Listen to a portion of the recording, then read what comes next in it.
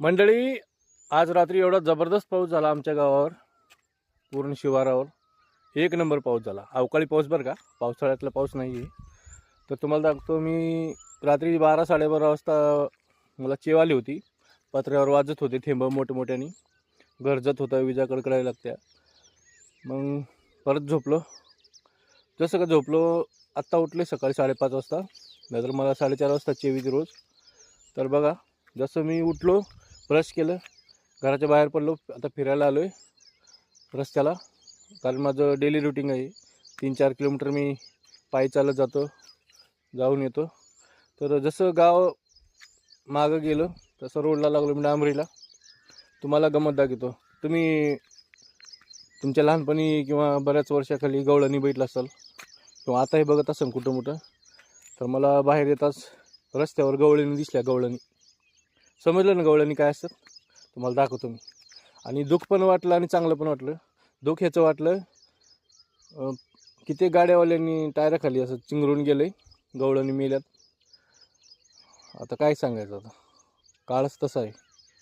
आता एक गवळण माझ्या समोरून जाते, तुम्हाला ती दाखवतो मी. हे बघा,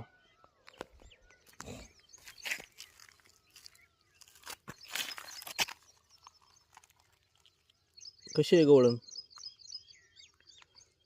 मस्त वाटतं ना असं पहिलं. चालली आपापल्या डौलात.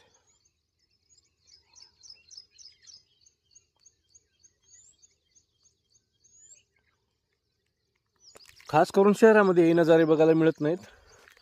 गावातल्या लोकांना आणि गाव शहरातल्या लोकांना बघायला मिळते. कारण शहरातल्या लोकांचं जीवन 1 BHK 2 BHK ह्याच्यात समाटून गेले. आणि तुम्हाला एक वाईट गोष्ट सांगतो, याच गवळणीचे हे बघा चिंगरल्यात कसे बघा टायराखाली. हे बघा,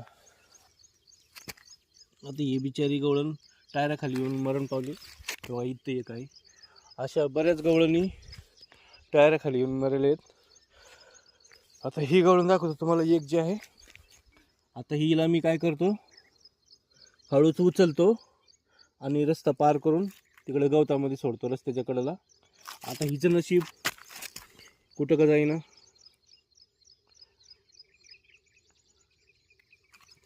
तर चल, हिला आपण हळूच उचलू.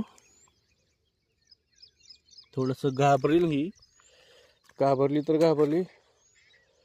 पण हे कसं आहे, डांबरी रस्त्यावर काही सेकंदाला गाड्या येतात, याचा जीव जाईन.